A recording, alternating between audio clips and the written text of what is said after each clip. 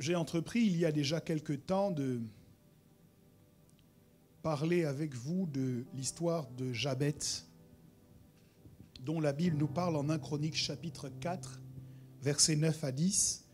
Et je vous propose que nous lisions une fois de plus ce texte.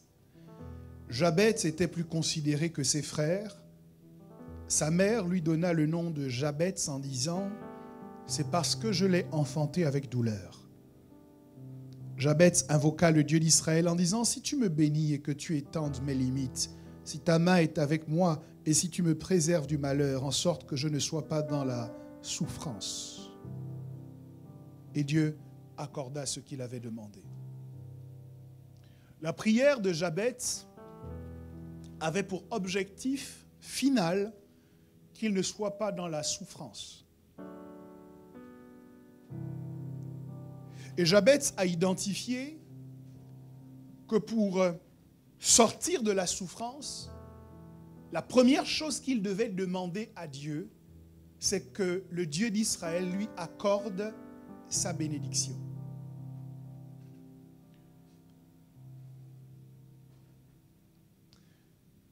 La bénédiction de Dieu était nécessaire pour que Jabez sorte de la souffrance, de la même manière que la bénédiction de Dieu est nécessaire pour que nous sortions des situations de souffrance que nous connaissons. Pourquoi la bénédiction de Dieu est-elle essentielle pour nous sortir de la souffrance? C'est justement parce que dans l'histoire de la bénédiction, lorsque Dieu a créé l'homme, il n'a pas eu pour lui le projet que l'homme souffre. Lorsque Dieu vous a fait venir sur la terre, il n'avait pas pour vous le projet que vous soyez malheureux. Il avait le projet pour vous que vos jours soient des jours de bonheur.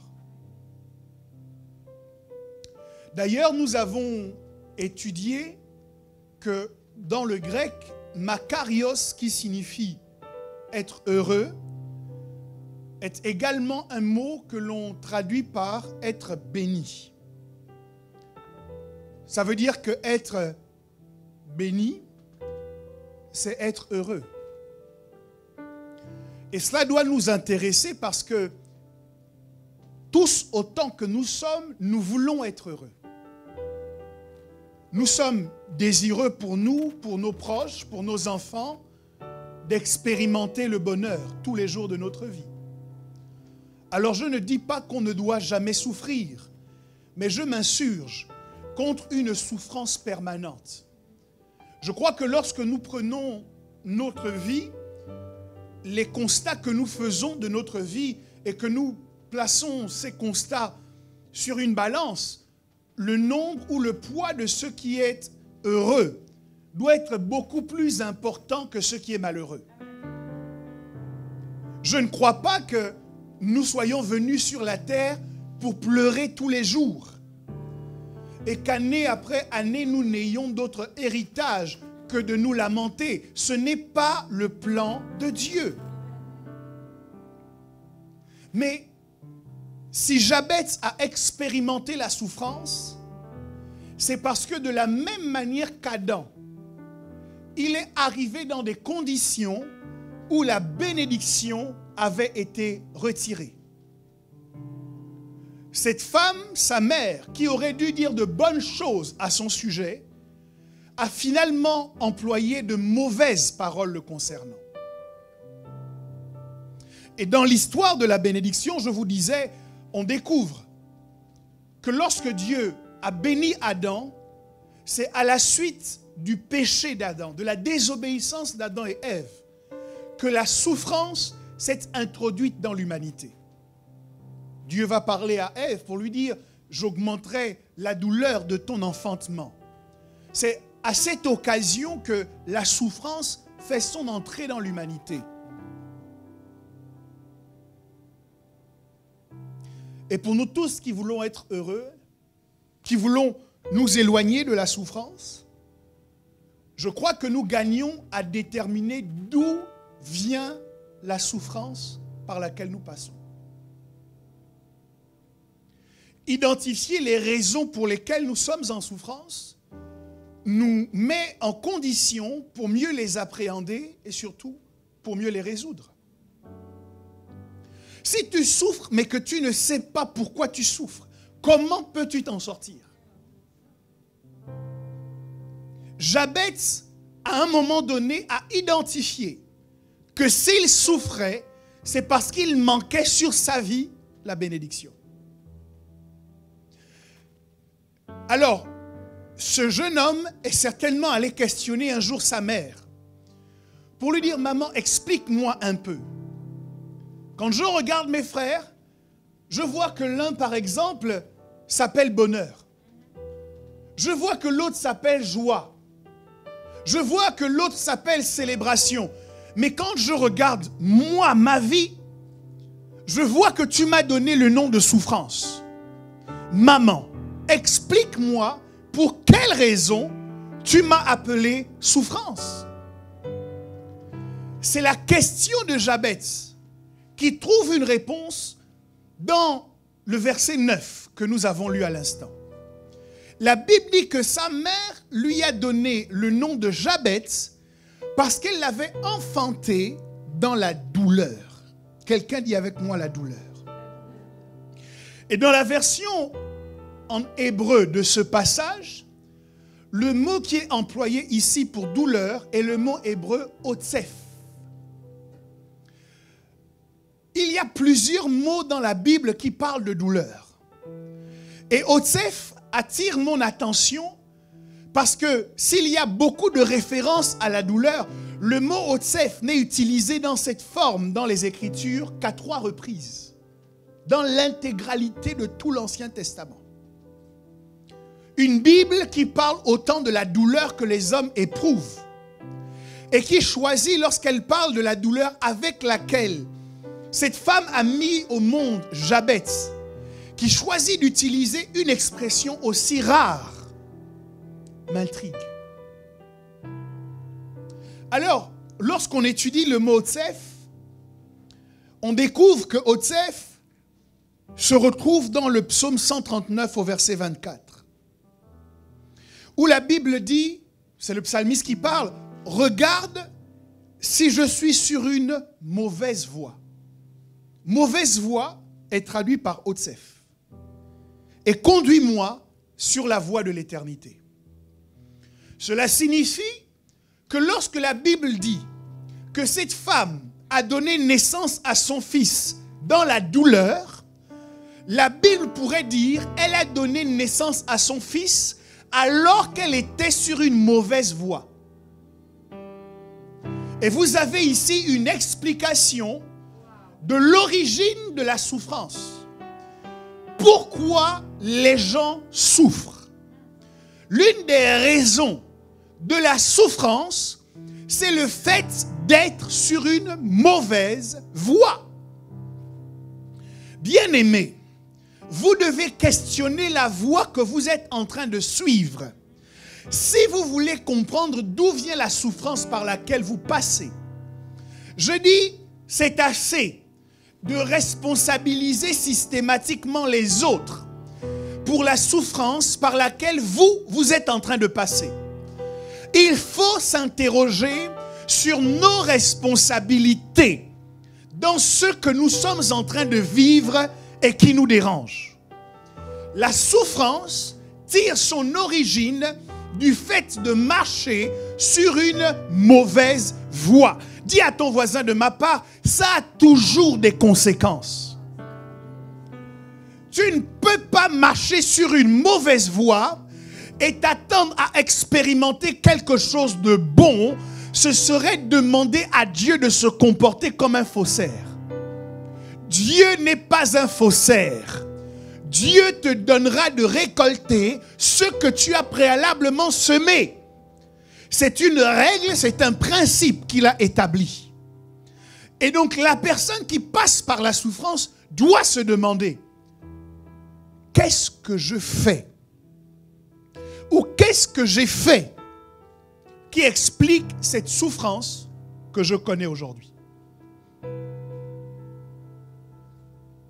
maman, pourquoi tu m'as donné le nom de Jabet? La mère a répondu, Otsef. Alors, la Bible nous dit très peu de choses à ce sujet.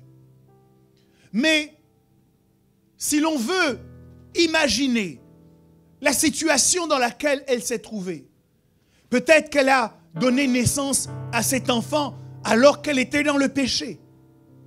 Peut-être que la conception de cet enfant n'a pas eu lieu dans le mariage.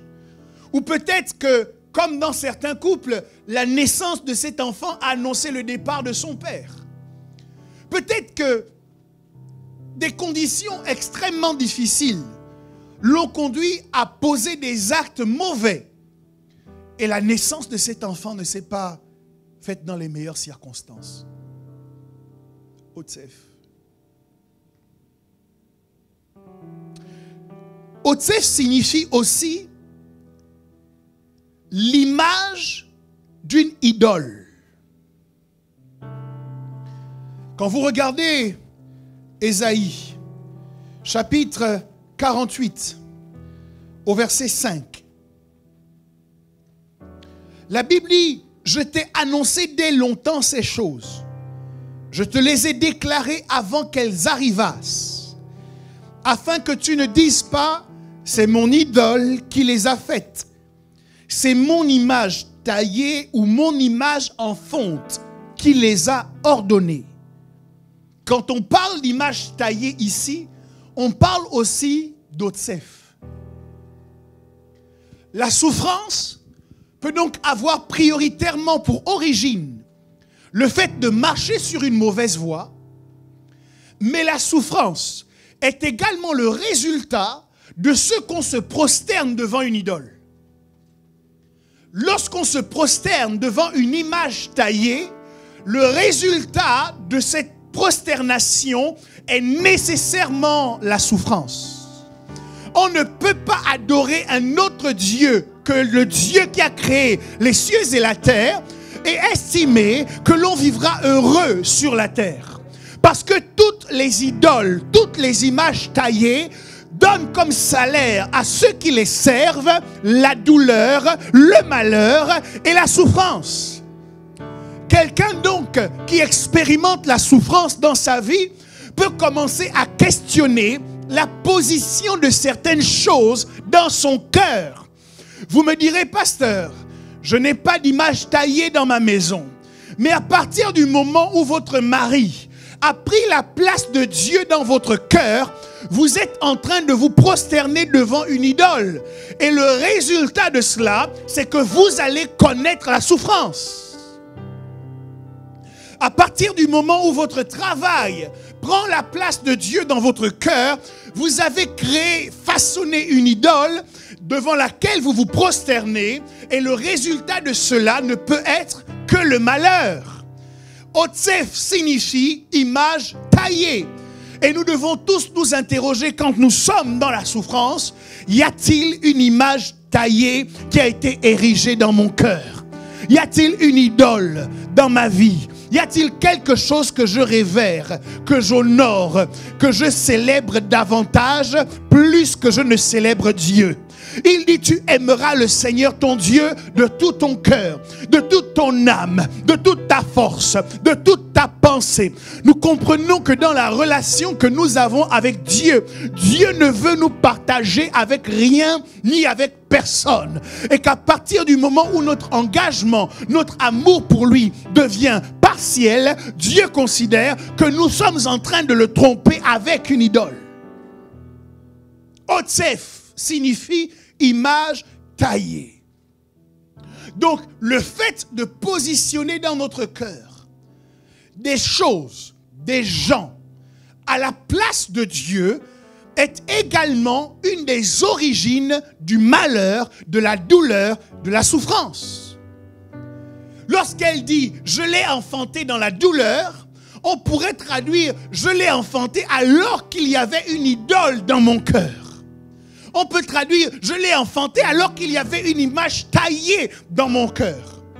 La Bible dit qu'entre Rachel et Léa, il y avait une différence au niveau de la fécondité. La Bible explique que Léa donnait naissance, tandis que Rachel était stérile.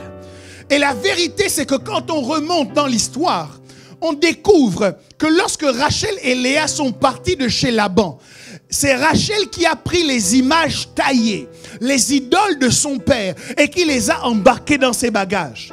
Lorsque Laban est arrivé pour dire à Jacob, pourquoi tu es parti avec mes idoles? Jacob s'est fâché contre Laban, lui a donné l'autorisation d'aller dans toutes les tentes du campement et lui a dit que la personne dans la maison de laquelle tu trouveras tes idoles devra périr. Laban rentre dans la tente de sa fille Rachel et il la trouve assise. La Bible dit qu'elle avait pris les idoles, elle les avait mises sous le bas du chameau et elle s'était assise dessus. Elle avait posé ses entrailles sur des idoles, sur des images taillées. Elle avait posé son appareil reproducteur sur des idoles, sur des images taillées. Et à cause de cela, je crois que son ventre en a été fermé. La stérilité, mes amis, n'arrive pas par hasard dans la vie de tout le monde. Il y a des actions qui permettent à la stérilité de s'établir. Lorsque la Bible me parle de Michal, la femme de David, Michal a été rendue stérile parce qu'elle a méprisé David pendant que David était en train de glorifier Dieu. Elle voyait son mari en train de danser de toutes ses forces devant l'Éternel. Et du haut de sa fenêtre, Michal a méprisé son mari et ses entrailles en ont été fermées. Image taillée. Ce que j'essaie de vous faire comprendre, c'est que la douleur a une explication. La souffrance a une raison. La souffrance a une origine. Et mon but ici n'est de culpabiliser personne, mais de vous donner un outil d'analyse, parce que si vous savez d'où ça vient, alors vous savez comment vous en sortir. La Bible dit, si mon peuple, sur qui est invoqué mon nom, s'humilie, prie, s'il se détourne de ses mauvaises voies, alors je l'exaucerai des cieux. Comme dans l'histoire de Jabez. Lorsqu'on est sur une mauvaise voie, il est possible de changer de voie. Lorsqu'on est en train d'expérimenter la souffrance, il est possible de briser ce cycle de malheur. Vous pouvez passer du malheur au bonheur. L'histoire de Jabez, qui a commencé sa vie dans le malheur et qui a refusé que le malheur soit l'histoire de sa vie, nous permet de dire non à la résignation. Tout comme Jabez, je déclare que votre vie ne se résumera pas à une succession de malheurs. Votre vie ne se résumera pas à une succession de deuil. Oh, que Dieu vous préserve de dire la même chose que Jacob, qui a dit à Pharaon, les jours de ma vie sur cette terre ont été mauvais. Je prie que vous soyez heureux et rassasiés de jour. Je prie dans le nom de Jésus que vous expérimentiez autre chose que la souffrance, autre chose que la douleur, mais que le plan de Dieu dans votre vie soit pleinement accompli. Quelqu'un me donne un bon amen. Vous pouvez identifier que vous êtes sur une mauvaise voie et que vous êtes en train de vivre les résultats de cette mauvaise voie. Et décidez, alors que vous m'entendez, de changer de voie. Vous pouvez changer. Vous pouvez par le pouvoir d'une résolution, d'une décision, vous pouvez décider d'interrompre cette succession de lamentations, cette succession de plaintes et de pleurs dans votre vie par une décision. Identifiez les images taillées qui sont dans votre cœur. Identifiez les idoles que vous avez laissées s'installer. prenez-les et jetez-les au feu.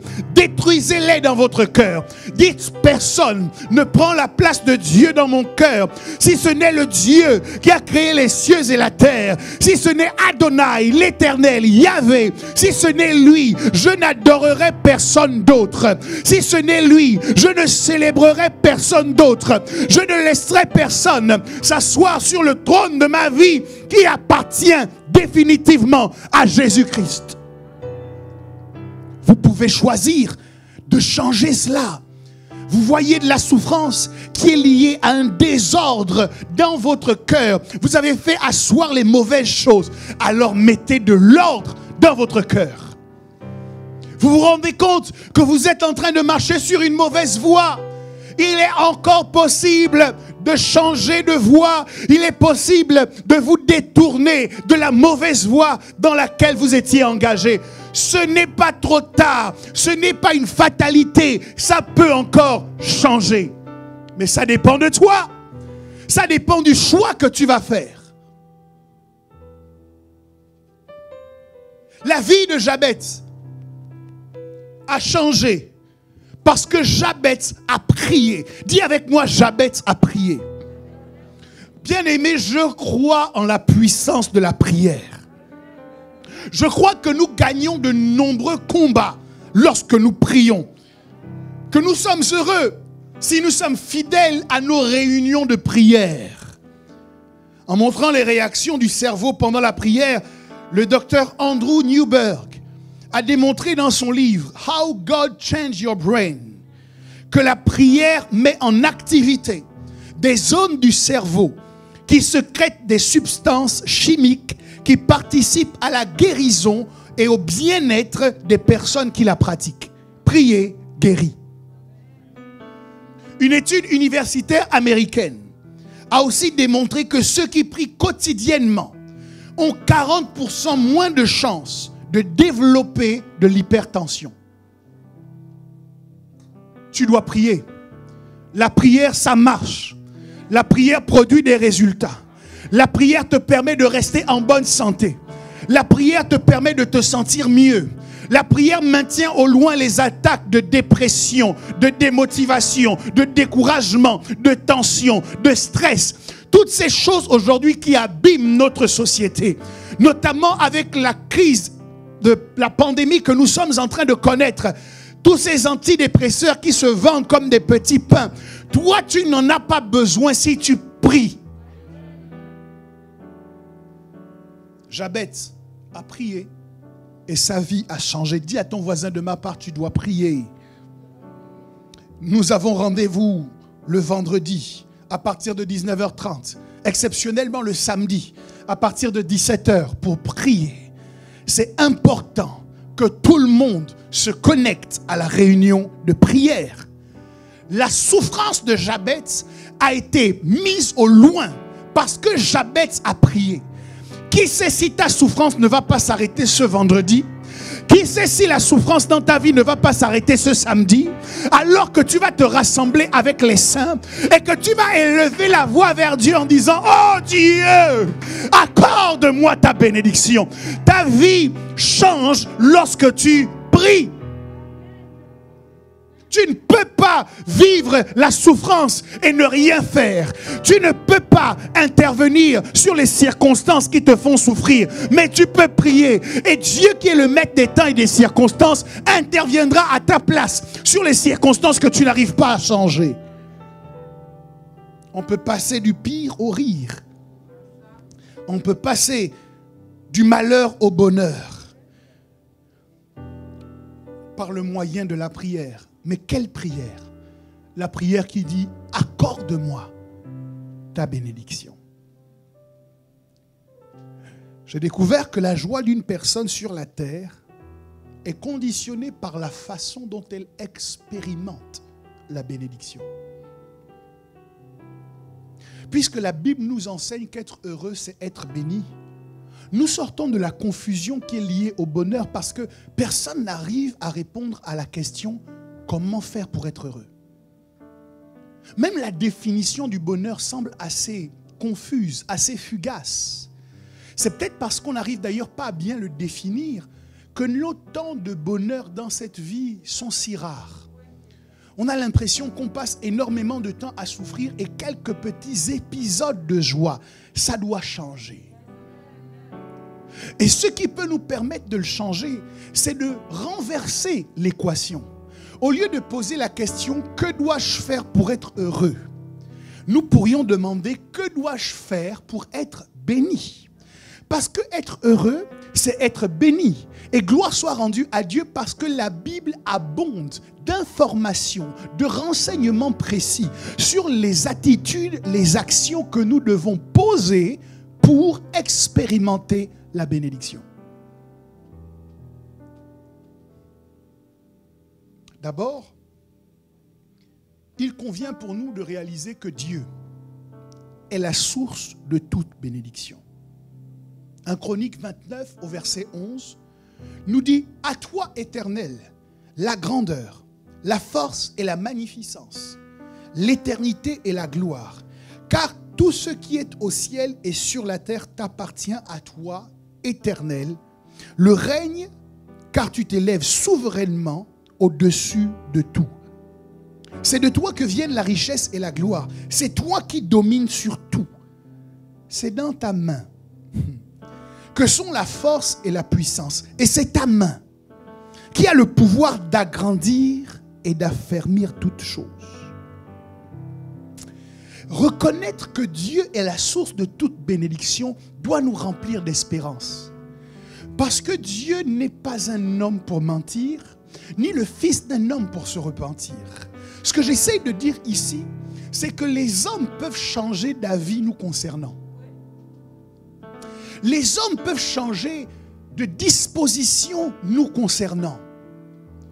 Aujourd'hui, tout va bien, et puis demain, quelque chose se détériore.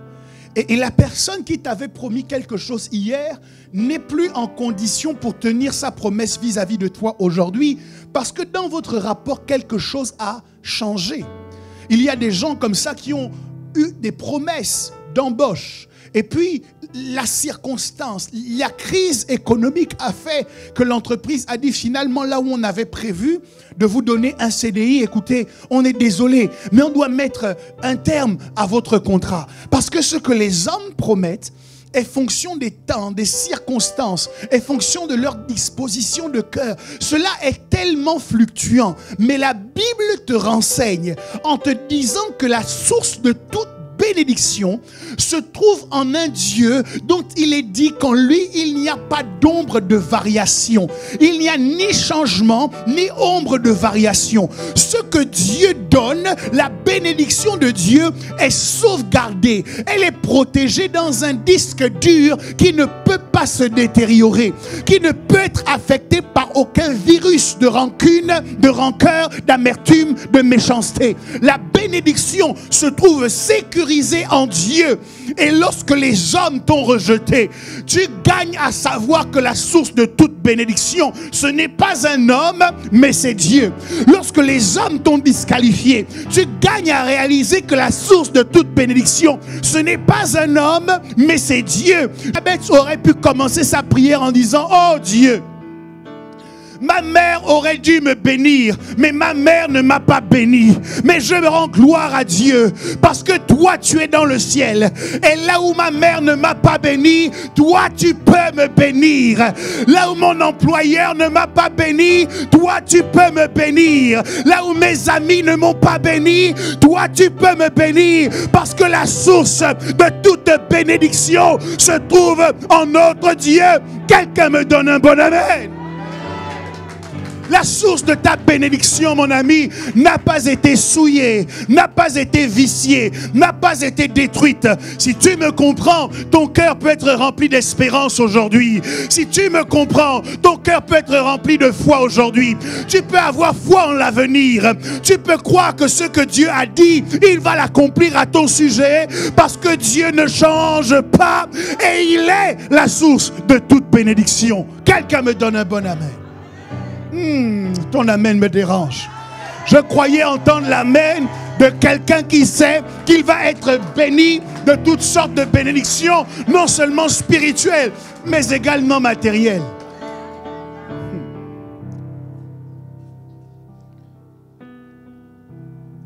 Psaume 89 au verset 11. C'est à toi qu'appartiennent les cieux et la terre. C'est toi qui as fondé le monde et ce qu'il renferme. Ces psaumes, ces textes que nous lisons, que nous entendons sans vraiment les réaliser, doivent nous pousser à la réflexion.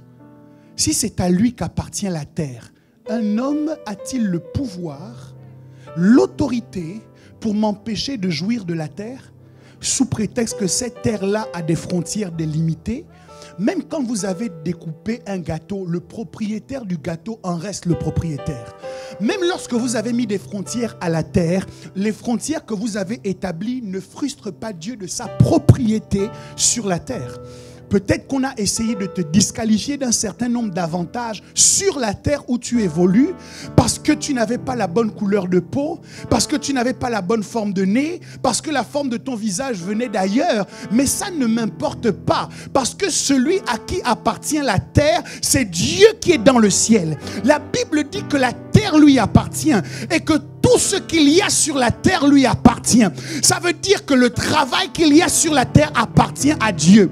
Écoutez, la Bible dit que lorsque Dieu crée Adam et Ève, la première chose que Dieu donne à Adam, c'est un travail. Il met Adam dans le jardin afin qu'Adam cultive le jardin. Donc si tu cherches un travail, la meilleure personne à qui tu peux demander, c'est encore ton Dieu qui est dans le ciel. Même si les hommes ne veulent pas t'employer, Dieu te donnera une profession. Dieu te donnera une activité. C'est lui qui a dit que celui qui ne travaille pas ne mange pas. Je doute que Dieu veuille te voir mourir de faim. Dans ces conditions, je suis rassuré. Parce que le contrat qui se fait attendre est simplement en transition. Le contrat qui se fait attendre, en fait, il y a juste une porte qui doit s'ouvrir afin que tu puisses t'y engouffrer. Mais dans le ciel, il y a une réflexion constante au sujet de ton activité sur la terre.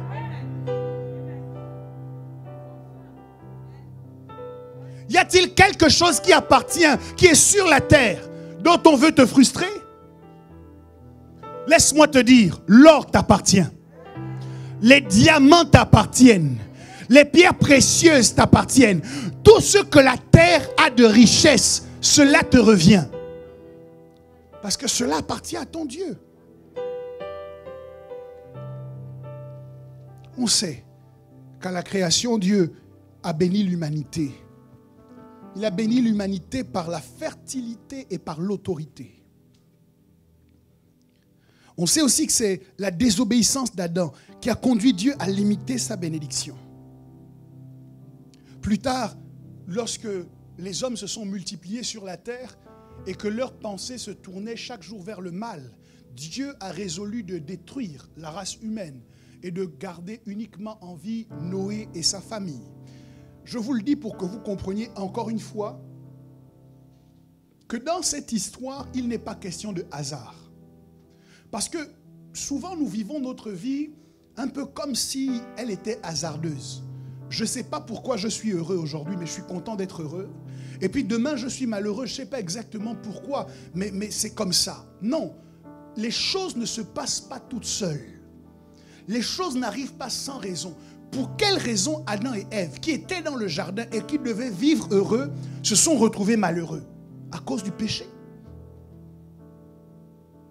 Pour quelle raison l'humanité qui aurait dû jouir de la bénédiction de Dieu pendant qu'elle était en train de se multiplier a été finalement détruite? À cause du péché. La Bible nous enseigne que le salaire du péché, c'est la mort. Frères et sœurs, êtes-vous au courant que le salaire du péché, c'est la mort?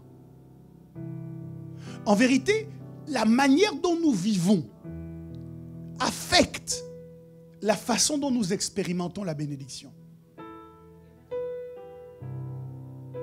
Je dis, il n'y a pas de hasard. Alors, lorsque Noé sort de l'arche, Dieu va renouveler sa bénédiction sur Noé et sur sa famille.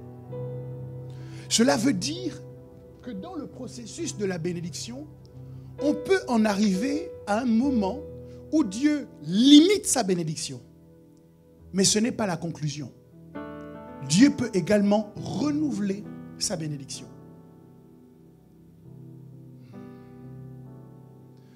C'est un peu comme si Dieu vous attendait à un endroit précis, avec la bénédiction. Et que les actions que vous posez vous éloignent. À partir du moment où vous vous éloignez et que vous n'expérimentez plus cette bénédiction, quelle est la solution? Le fils prodigue nous l'enseigne. Il est revenu dans la maison de son père. Dans la maison de son père, il y avait toujours du pain. Mais le fils prodigue avait faim. Pourquoi? Parce qu'il était loin. Dans la maison de son père, il y avait toujours des honneurs. Mais le fils prodigue vivait le déshonneur. Pourquoi? Parce qu'il était loin.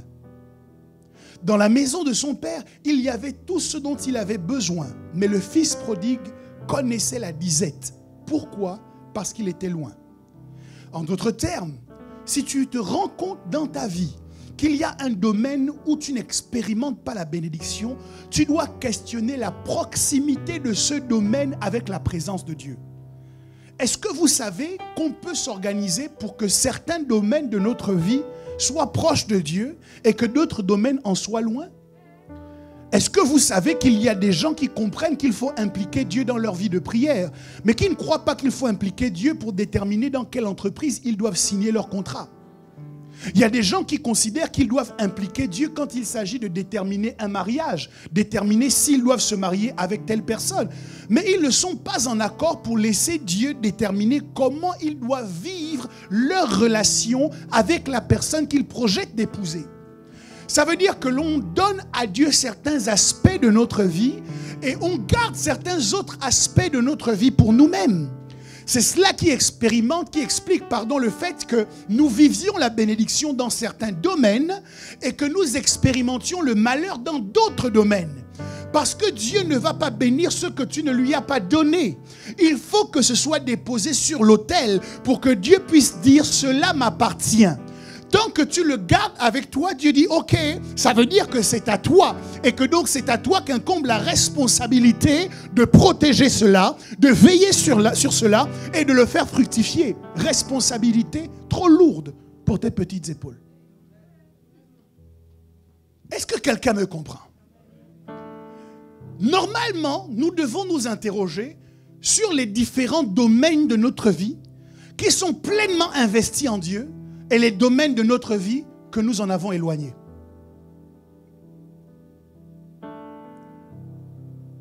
Et même si tu as été loin,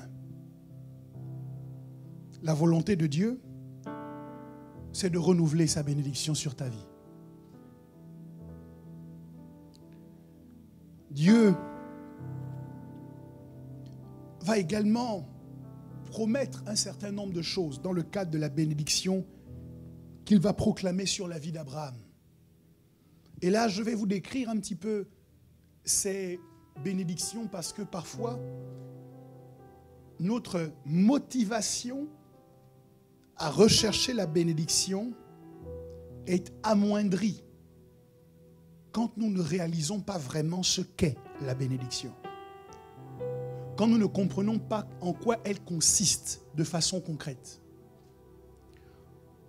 La bénédiction que Dieu promet à Abraham inclut la postérité. Dieu dit à Abraham, je te donnerai une postérité. Ça veut dire que je te donnerai des personnes qui se réclameront de toi. Aujourd'hui, parmi les grandes religions du monde, toutes font une part importante à Abraham. On dit qu'il est le père des Arabes, même si cela tend à être démontré, enfin l'inverse tend à être démontré. Mais il est en tout cas le père d'Ismaël et il est le père d'Isaac. Et les deux fils qu'il a eus sont devenus une grande nation. La bénédiction que Dieu veut faire reposer sur ta vie se manifeste ou se concrétise par le fait que Dieu te donne des gens qui s'inspirent de toi. Que Dieu te donne d'influencer au-delà de toi-même. Que Dieu te donne d'impacter au-delà de toi-même. Tu veux avoir de l'influence. Tu veux que ta parole compte. Tu veux que ta voix compte. Ce qu'il te faut, c'est la bénédiction. La bénédiction de Dieu sur Abraham a permis à Abraham de devenir une source de bénédiction pour toutes les familles de la terre. tu veux que les membres de ta famille soient bénis à travers toi, il faut que tu cherches, que tu sois motivé à vivre la bénédiction de Dieu.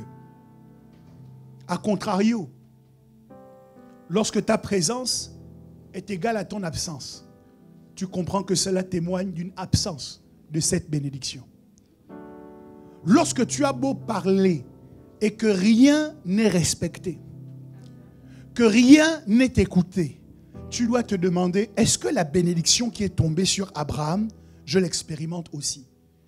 Il y a des gens en réunion, lorsqu'ils ont donné leur point de vue, personne ne sait qu'ils ont parlé. Je regardais quelqu'un qui, je crois que c'était un one-man show, là où le gars disait, moi, le peu d'influence que j'ai, je vais vous le décrire. Si je suis assis à un café avec mes amis et que je me lève pour dire, allez, on y va, personne ne se lève. Et si jamais je me rassieds, personne ne sait même que j'ai parlé. Le manque d'influence est lié à une absence de bénédiction, du type de bénédiction qu'Abraham a reçu. Vous pouvez l'aimer, vous pouvez ne pas l'aimer, mais l'influence d'Abraham ne peut pas être niée. Les Juifs sont comme ça. Que vous les aimiez, que vous ne les aimiez pas, un certain nombre de grandes inventions dont vous bénéficiez dans votre quotidien sont tout droit tirées du peuple juif. Que Dieu t'accorde la bénédiction de l'influence. Que Dieu te permette d'influencer sur ton lieu de travail. Que Dieu te permette d'impacter dans ta famille. Que ta voix compte au milieu de ta famille. Que les choses que tu diras soient écoutées, entendues et appliquées. Au nom de Jésus. Ça, c'est la bénédiction. Quelqu'un dit, je veux la bénédiction.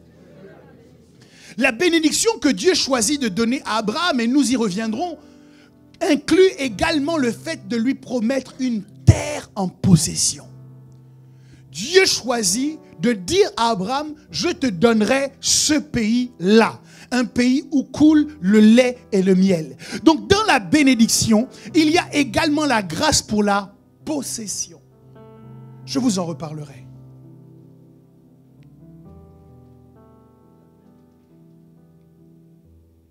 Mais, comprenez-moi,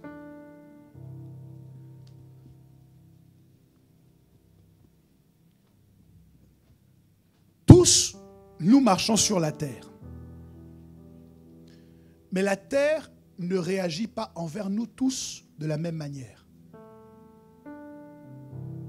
La bénédiction de la terre fait que la terre se dispose pour travailler dans votre intérêt. Il y a des gens comme ça dont on dit qu'ils ont la main verte. Ils ne font pas forcément plus d'efforts que vous, mais quand ils plantent, ça pousse. Vous avez déjà expérimenté ça? Bon, il n'y a pas beaucoup de gens qui jardinent ici. Okay. Mais c'est une bénédiction. Le fait que vous arriviez dans un endroit et que dans cet endroit, tout vous réussit, signifie que la terre travaille avec vous. Lorsque l'homme a désobéi à Dieu, Dieu, avant de maudire l'homme, ou plutôt que de maudire l'homme, a maudit la terre. Il a dit, désormais, à cause de toi, la terre sera maudite. Tu la cultiveras et elle ne te produira plus que des épines et des ronces. Donc, la bénédiction que Dieu donne à Abraham lui permet d'arriver dans une zone géographique donnée et de voir la terre travailler à son avantage pour son intérêt. Et si vous voulez prospérer dans le lieu où vous êtes, où vous vivez, où votre famille est en train de se multiplier, il vous faut la bénédiction de la terre. Je demande à Dieu d'accorder à quelqu'un la bénédiction de la terre de Noisy-le-Grand, de la terre de la région parisienne, de la terre de la France, de la terre de l'Europe. Que Dieu t'accorde cette bénédiction qui te permet d'entreprendre quoi que ce soit et de voir ce que tu entreprends produire des résultats probants. Ça aussi, c'est lié à la bénédiction. Avoir cette bénédiction va t'éviter de travailler durement pour produire des épines et des ronces. Tu te donnes à fond sur ton lieu de travail, épine et ronce. Tu te donnes à fond dans ta relation, épine et ronce. Ton conjoint, ta conjointe ne sait produire que des mauvaises choses vis-à-vis de toi. Ne voir que tes défauts. Ne savoir mettre l'accent que sur ce que tu fais de mal. Épine et ronce. Tu as besoin de la bénédiction de la terre que Dieu a donnée à Abraham pour pouvoir l'expérimenter. Quelqu'un va me dire, oui pasteur, mais ça impliquait Abraham. Galates chapitre 3, verset 16 nous dit, or les promesses ont été faites à Abraham et à sa postérité. Dis avec moi, et à sa postérité. Dis avec moi, et à sa postérité. Le texte continue en disant, il n'est pas dit et aux postérités, comme s'il s'agissait de plusieurs, mais en tant qu'il s'agit d'une seule, et à ta postérité, c'est-à-dire à Christ.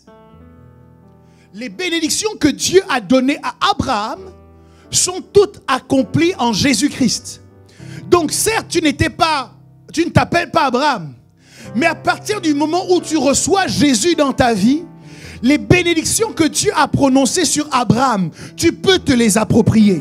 Tu peux dire, oh Dieu, puisque j'ai reçu Jésus dans ma vie et que tu as dit à Abraham que cette bénédiction était pour lui et sa postérité, alors moi aussi, je dois expérimenter la bénédiction de l'influence. Je dois expérimenter l'impact. Je dois expérimenter la bénédiction de la terre. Que l'endroit où je suis me fasse prospérer, participe à mon épanouissement, à mon développement, à mon déploiement. C'est permis. Et là, tous les chrétiens qui m'écoutent sont heureux de voir qu'ils sont bénis en Jésus. Et c'est ce que la Bible nous dit. Mais il y a un texte que vous ne devez pas oublier. Hébreux chapitre 12 au verset 15. Alors que nous savons pouvoir jouir de toutes ces bénédictions, de toutes ces grâces, Hébreux 12, 15 dit, veillez à ce que nul ne se prive de la grâce de Dieu. La semaine dernière, je vous montrais que la bénédiction, c'est la grâce que Dieu accorde. Le texte dit, veillez à ce que nul ne se prive de la grâce de Dieu, à ce qu'aucune racine d'amertume poussant des rejetons ne produise du trouble et que plusieurs n'en soient infectés. Donc Dieu nous a bénis en Jésus. Mais Hébreux 2,15 nous dit, veillez à ce que nul ne se prive. Ça veut dire que tu peux te priver de la bénédiction. Oui, en Jésus, nous avons toutes sortes de bénédictions. Mais par nos actes, nous pouvons choisir de nous priver de la bénédiction. Exactement comme le fils prodigue s'est privé de la bénédiction qui reposait dans la maison de son père lorsqu'il a choisi de s'en éloigner. Alors oui, tu es chrétien.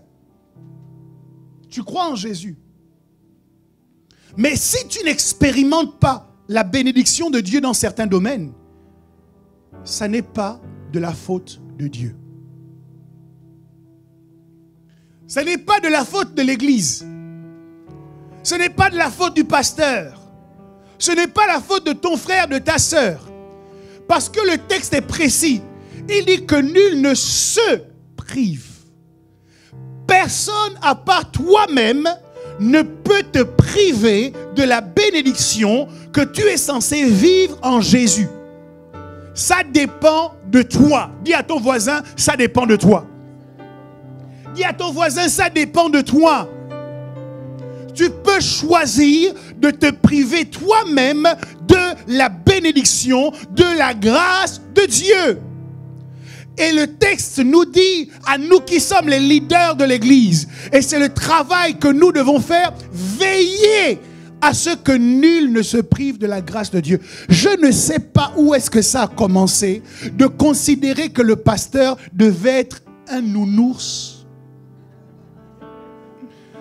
que le pasteur devait être un papa gâteau, un papa bonheur. Je ne sais pas où est-ce que cette conception-là est née. Le rôle du leader dans l'église, ce n'est pas d'être un papa gâteau. Son rôle, c'est de veiller à ce que nul ne se prive de la grâce de Dieu. lorsqu'il te voit poser des actions qui vont t'éloigner de la bénédiction, son rôle, c'est de venir vers toi et te dire, attention, cette action-là éloigne de toi la bénédiction. Cette action-là te fait sortir d'une atmosphère de bénédiction. C'est le rôle des leaders dans l'église. Et je vais aller plus loin. C'est le rôle de vos aînés dans l'église. C'est le rôle de ceux qui sont plus en avance que vous dans les choses de Dieu. Non pas de vous chouchouter, non pas de vous cajoler, non pas d'être une oreille attentive à vos murmures et à vos critiques, mais de veiller à ce que vous ne posiez pas des actes qui vous éloignent de la bénédiction. C'est aussi simple que ça. On n'a pas besoin d'être prophète pour voir que dans les temps à venir, quelqu'un va avoir de gros problèmes. Il suffit de voir quelles sont les actions que cette personne est en train de poser et de connaître suffisamment la parole de Dieu qui se présente à nous comme une équation simple. Telle action plus telle action produit la bénédiction. Telle action plus telle action produit la malédiction. C'est aussi simple que ça. Et quelqu'un qui connaît les lois de Dieu saura vous secouer pour vous dire attention, on ne pose pas cet acte-là. Souvenez-vous de tel personnage biblique qui agit de telle manière. Voilà les problèmes qu'il a expérimentés. Vous ne voulez pas vous retrouver dans les mêmes conditions que lui. Le seul moyen, c'est pas de dire je suis une exception. Le seul moyen, c'est de changer.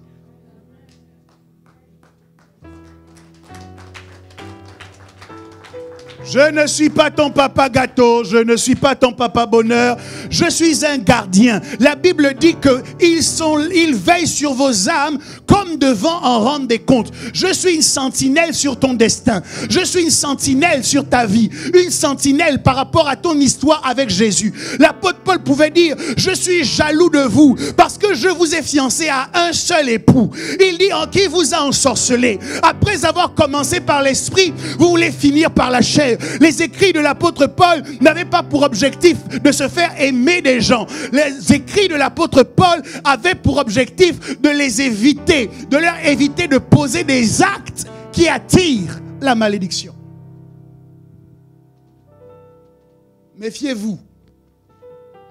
Méfiez-vous de ceux qui vous voient prendre le chemin de la mort et qui, parce qu'ils veulent plus de popularité, ne vous diront pas. Si ce qui m'intéressait dans le ministère, c'était la popularité, il y a plein de messages que je n'aurais jamais prêchés ici. Si ce qui m'intéressait dans le ministère, c'était gagner de l'argent, il y a plein de choses que je n'aurais jamais prêchées ici. Votre argent m'importe moins que votre âme. Votre argent m'importe moins que votre salut. Votre argent, votre amour, votre affection m'importe moins que le fait que lorsque le Seigneur Jésus vous regarde, il est fier de vous. Il considère qu'il peut compter sur vous. Il considère que j'ai fait un bon travail. Je suis un intendant. Je veille sur vos âmes, mais je dois rendre des comptes au Seigneur vous concernant. Donc j'accepte. S'il faut pour cela être impopulaire, dans ma propre maison, j'accepte.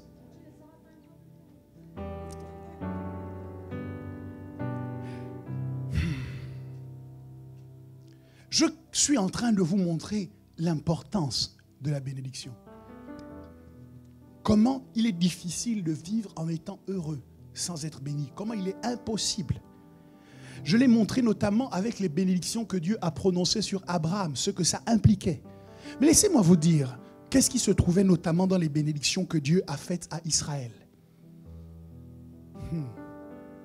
En Deutéronome 7, versets 13 à 14, on peut lire « Il t'aimera, il te bénira et te multipliera. Il bénira le fruit de tes entrailles et le fruit de ton sol, ton blé, ton mou et ton huile, les portées de ton gros et de ton menu bétail dans le pays qu'il a juré à tes pères de te donner. Tu seras béni plus que tous les autres peuples. Il n'y aura chez toi ni homme, ni femme stérile, ni bête stérile parmi tes troupeaux. » La bénédiction que Dieu prononce sur Israël est une bénédiction de productivité et de prospérité. Quelqu'un veut être productif dans la vie, qu'il lève la main. Tu sais ce qu'il te faut? La bénédiction. Quelqu'un veut être prospère dans la vie, qu'il lève la main. Ce qu'il te faut, c'est la bénédiction. Tu ne peux pas prospérer. Tu ne peux pas être productif si tu n'es pas béni. Quel est le résultat de l'improductivité? Je vous l'ai dit, beaucoup d'efforts, peu de résultats. Sinon, aucun résultat. Quand tu regardes ton collègue de travail, vous travaillez de la même énergie. Il a plus de résultats que toi. Vous savez ce qui me choque avec la bénédiction? Je vous ai dit, c'est mathématique. C'est une série de chiffres, c'est une série d'équations. Et les non-chrétiens qui ne connaissent pas Dieu respectent généralement encore plus ces équations que les chrétiens.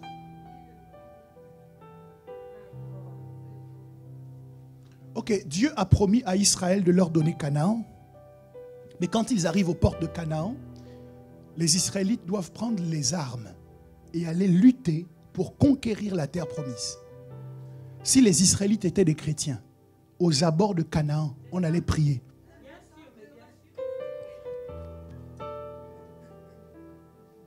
Aux abords de Canaan, on allait parler en langue. Vous vous demandez pourquoi on ne vit pas la bénédiction? C'est pour des comportements comme ça. L'Ecclésiaste dit il y a un temps pour tout. Quand c'est le temps de travailler, tu ne travailles pas. Comment veux-tu expérimenter la productivité? Je suis en train de vous parler des équations pour la bénédiction. Il ne s'agit pas uniquement d'activités spirituelles. Il s'agit également d'actes que nous posons dans le naturel. Mais nous sommes engagés à poser ces actes parce que Dieu nous a intimés de poser ces actions. Vous savez que Dieu est concerné par notre travail. Il dit que celui-là qui observe les paroles de Dieu, qui les met en pratique, il sera heureux dans son activité. Donc Dieu est concerné. Aie soin d'agir fidèlement selon ce qui est écrit dans ce livre. C'est ainsi que tu réussiras dans toutes tes entreprises. Dieu est concerné par les entreprises que tu connais, que tu commences, que tu lances. Dieu est concerné par ton succès. Et donc, t'approcher de ton travail avec les règles de Dieu te permet de tirer le meilleur parti de ton travail. Aujourd'hui, tu es un employé. Demain, tu pourras te déployer. Parce que tu as été fidèle dans ton activité. Tu as été fidèle parce que la Bible t'a dit, quoi que vous fassiez, faites-le comme par amour pour le Seigneur. Faites-le pour la gloire de Dieu. Donc quand tu es en train de travailler, tu es en train d'obéir à un commandement de Dieu. Et tu fais rentrer la première équation, la première, inconnue de l'équation qui t'emmène à être heureux. Fidèle, loyal, impliqué, sans être prophète. Si c'est comme ça qu'on peut te décrire, je peux t'annoncer déjà, d'avance, que tu vas être heureux dans ton activité. Bénédiction de productivité, bénédiction de prospérité. Deutéronome 15,4. Toutefois, il n'y aura point d'indigent chez toi, car l'Éternel te bénira dans le pays que l'Éternel, ton Dieu, te fera posséder en héritage. Bénédiction de bonne santé et de longévité. Exode 23, 25 à 26. Vous servirez l'Éternel votre Dieu, et il bénira votre pain et vos eaux, et j'éloignerai la maladie du milieu de toi.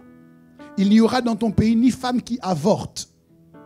Même quand on vous dit que l'avortement est légal. Il n'y aura dans ton pays ni femme qui avorte, ni femme stérile. Je remplirai le nombre de tes jours. Ce n'est pas parce que c'est légal que c'est biblique. Ce n'est pas parce que c'est légal que ce n'est pas quelque chose que Dieu réprouve, que Dieu condamne. Alléluia. Et en tant que chrétiens, nous ne nous adaptons pas. Nous ne vivons pas selon les lois de ce monde. La loi de Dieu est supérieure aux lois de ce monde. Amen. Qui veut être en bonne santé? Qui veut vivre longtemps et heureux sur la terre? Vous aussi, j'espère que vous levez vos mains depuis votre salon. Vous savez quelle est la solution à cela? La bénédiction. Pour être en bonne santé, il faut être béni. Ce n'est pas il faut pratiquer du sport. Il y a des gens, je te garantis, ils sont plus sportifs que toi et moi. Mais ils tombent malades. Je me souviendrai toujours de cette dame, oh Dieu. Alors que je travaillais dans cette agence, une dame tellement gentille. Du jour au lendemain, elle a commencé à tousser. Et puis quelqu'un lui a dit à un moment donné, mais ça fait bizarre, la toux que tu as là, tu devrais aller consulter. Elle est allée consulter. On lui expliquait qu'elle avait un cancer des poumons en phase terminale. La dame n'avait jamais fumé de sa vie. Quelques mois plus tard, elle était morte. Vous pensez que les gens qui fument là et qui n'attrapent pas ce cancer sont moins dignes du cancer des poumons que cette femme? L'Ecclésiaste dit, cela ne dépend ni de celui qui veut, ni de celui qui court, mais de Dieu qui fait grâce. Je dis à quelqu'un, tu as besoin de la grâce de Dieu. Pour vivre en bonne santé alors que le coronavirus est en train de chicoter les gens, tu as besoin de la bénédiction. La bénédiction est comme un manteau de protection qui fait que lorsque la bactérie arrive dans ton corps, elle ne peut pas progresser, elle ne peut pas se multiplier, elle ne peut pas prospérer parce qu'il y a une grâce sur ta vie. Tu as besoin de la grâce de Dieu pour vivre en bonne santé sur cette terre. Que les maladies que l'on découvre les unes après les autres ne t'affectent jamais. Tu as besoin de la bénédiction de Dieu pour cela. La longévité. Vivre longtemps sur la terre. La Bible dit, honore ton père et ta mère, oh Dieu, afin que tu vives heureux et longtemps sur la terre. Afin que tu vives longtemps et heureux sur la terre. Afin que tu vives heureux et longtemps sur la terre. Celui qui veut vivre heureux et longtemps sur la terre doit honorer son père et sa mère. C'est une équation simple. Pourquoi les gens ne veulent pas appliquer ce que la Bible dit simplement? Lorsque tu déshonores ton père, tu es en train d'écourter tes jours sur la terre. Lorsque tu déshonores ta mère, tu es en train de réduire la durée de ta vie sur la terre. Il y en a qui sont venus sur la terre pour vivre un siècle et qui mourront à 50 ans parce qu'ils ont levé la main ou ouvert leur bouche pour parler en mal d'un père ou d'une mère. D'autres vivront longtemps, mais ils vivront malheureux. Pour quelle raison? Parce que la condition pour être heureux sur la terre, la condition pour être béni, c'est de proclamer l'honneur sur son père et sur sa mère. Ça ne dépend pas d'une église, ça ne dépend pas d'un pasteur, ça dépend de Dieu. Alors, c'est toi qui dois choisir. Une fois que tu as connaissance de cela, est-ce que tu veux vivre longtemps sur la terre? Moi, je préfère vivre longtemps. C'est pourquoi je n'ouvre pas ma bouche pour parler de mon père. En mal. Jamais. Moi, je veux vivre longtemps. C'est pourquoi lorsque des paroles doivent sortir de ma bouche concernant mon père, je veux que ce soit des paroles d'honneur. Si je n'ai pas de paroles d'honneur à dire, je me tais.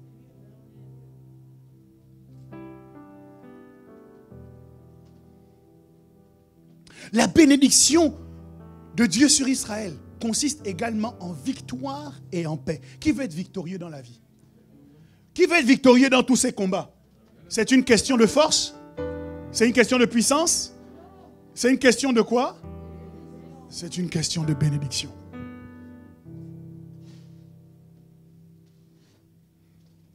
Tu dresses une table en face de mes adversaires. Ça veut dire qu'ils sont au pluriel.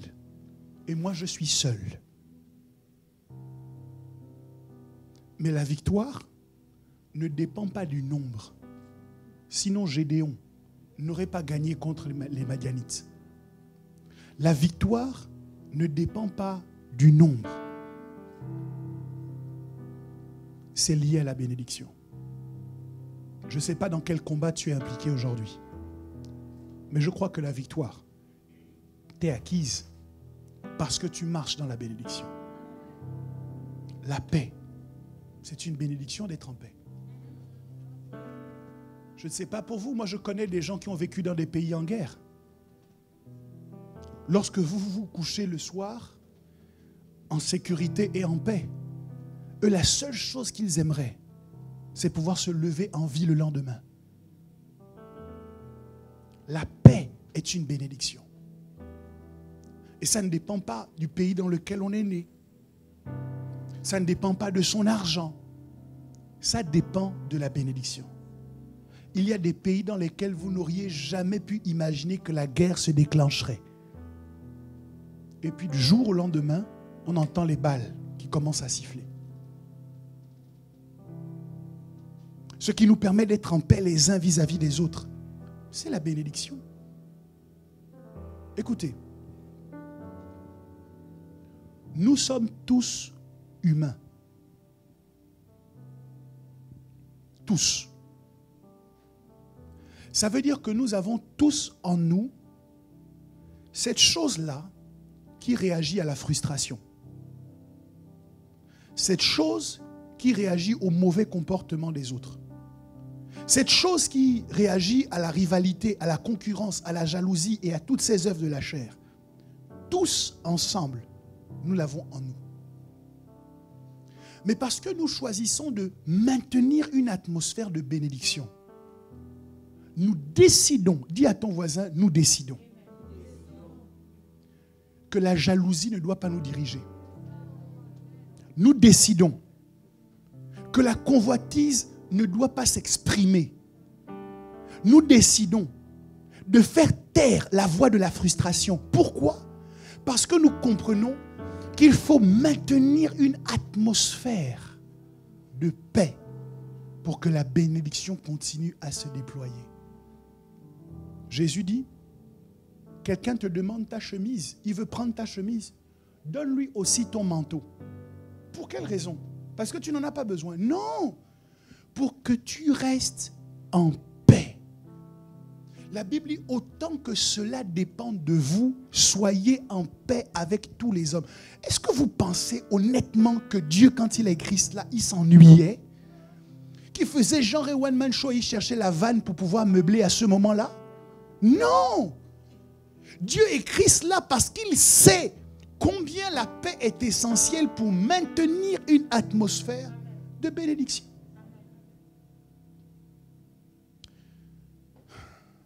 Je dois m'arrêter ici. Je continuerai la semaine prochaine. Je tiendrai ma promesse de vous parler des conditions de la bénédiction. J'ai beaucoup travaillé sur la description de la bénédiction aujourd'hui. Et je crois que ça intéresse quelqu'un de vivre la bénédiction. Ça intéresse quelqu'un. Je crois que personne ne veut vivre en dehors de la bénédiction. Alors si ça t'intéresse, lève-toi là où tu es. Et tant qu'à faire, si tu acclames, acclame bien le Seigneur.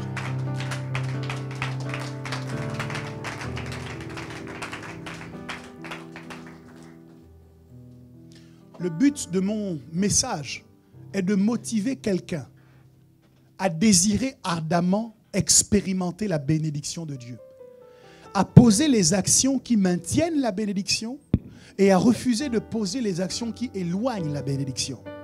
Alors si tu as compris ce que nous avons dit et que tu as été touché, je t'encourage à élever ta voix en prière pour dire à Dieu, fais-moi la grâce de savoir me cantonner aux actions qui maintiennent une atmosphère de bénédiction dans ma vie.